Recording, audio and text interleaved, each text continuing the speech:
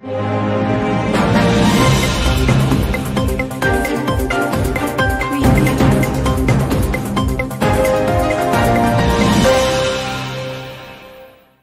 To news 9 TV. నేను మీ Satya. Today speed news.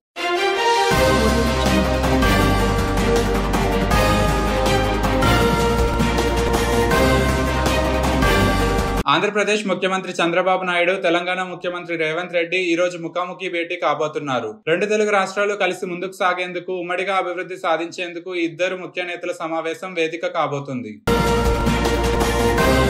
Britain సార్వత్రిక ఎన్నికల్లో లేబర్ పార్టీ ఘన విజయం సాధించడంతో ఆ పార్టీ అధినేత కీర్ స్టార్మర్ పేరు ఇంటా బయట మారుమోగుతోంది. లేబర్ పార్టీ పగ్గాలు చేపట్టిన 4 ఏళ్లకే స్టార్మర్ కు ప్రధాని పీఠం.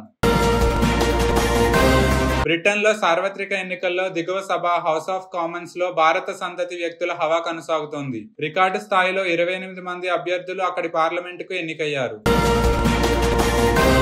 వెస్ట్ బ్యాంక్ లోని జెనిన్ ప్రాంతంలో ఇజ్రాయెల్ చేపట్టిన సైనిక ఆపరేషన్ లో 7 మృతి చెందారని పాలస్తీనా అథారిటీ వర్గాలు తెలిపాయి. ఉగ్రవాదుల ఏరవేత కార్యక్రమంలో భాగంగా ఈ ఆపరేషన్ నిర్వహించామని ఇజ్రాయెల్ తెలిపింది.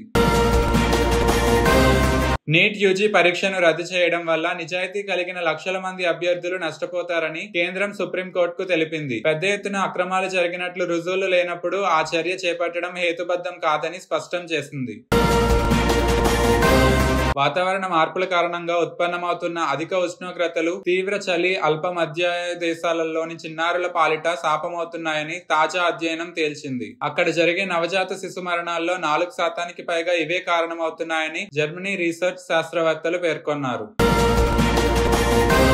బీహార్లో వరుస వంతెనలు కూలిపోతున్న ఘటనపై రాష్ట్ర ప్రభుత్వం బాధ్యులపై చర్యలకు ఉపక్రమించింది. శుక్రవారం 16 మంది ఇంజనీర్లపై సస్పెన్షన్ వేటు వేసినట్టు సీనియర్ అధికారులు పేర్కొన్నారు. బీహార్లో గత 17 రోజుల వ్యవధిలో 12 వంతెనలు కూలిపోవడం చర్చనీయాంశంగా మారింది.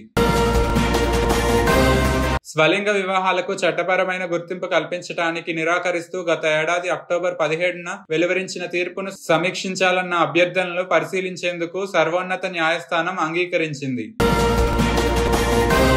ఎగువ కురుస్తున్న వర్షాలకు కన్నడనాట జలాశయాల్లోకి వరద చేరుతోంది. ముఖ్యంగా మాల్నాడు ప్రాంతంలో కురుస్తున్న వానలకు తుంగా జలాశయానికి ప్రవాహాలు పెరిగాయి. ఆల్మట్టిలో గరిష్టంగా 519 మీటర్ల వరకు నీటిని నిల్వ చేసుకునేందుకు అవకాశం ఉండగా ప్రస్తుతం 513 మీటర్ల వరకు నీరు చేరింది.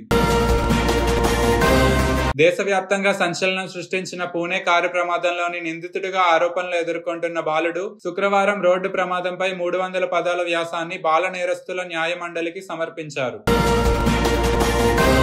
ఒడిశాలోని అంగుల్ జిల్లాలోని సింగరేణి సంస్థకు కేటాయించిన నైని బొగ్గుగని తవ్వకాలపై ఆ రాష్ట్ర ప్రభుత్వం అటవీ అనుమతులు ఇవ్వడం పట్ల కేంద్ర బొగ్గు గనుల శాఖ మంత్రి జి కిషన్ రెడ్డి హర్షం వ్యక్తం చేశారు. ఎంఆర్పీ కంటే ఎక్కువ ధరకు వస్తువులు విక్రయిస్తున్నారా?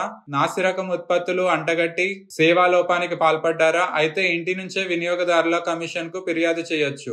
8800001915 లో మొదట హాయ్ అని టైప్ చేయాలి. అక్కడి సూచనల ఆధారంగా వివరాలు నమోదు చేస్తే జాతీయ వినియోగదారుల కమిషన్ హెల్ప్ లైన్ లో ఫిర్యాదు నమోదవుతుంది.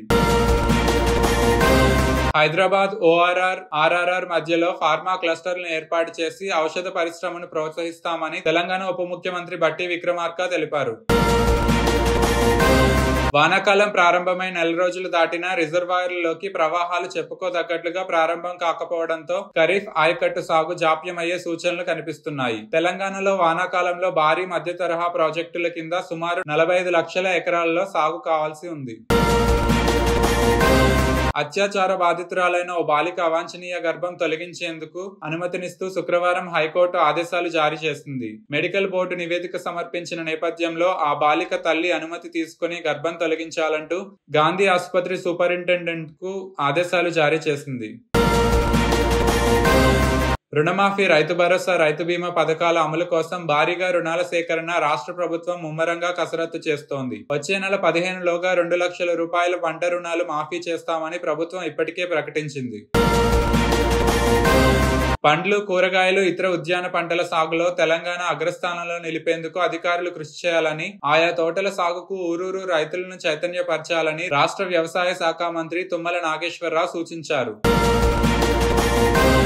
అమరావతి ORR కు పచ్చజెండా. ఏపీ రాజధాని అమరావతిని రాష్ట్రంలోని ఇతర రాష్ట్రాలతో అనుసంధానించే పలు రహదారుల ప్రాజెక్టులకు కేంద్ర ప్రభుత్వం ప్రాథమికంగా ఆమోదం తెలిపింది.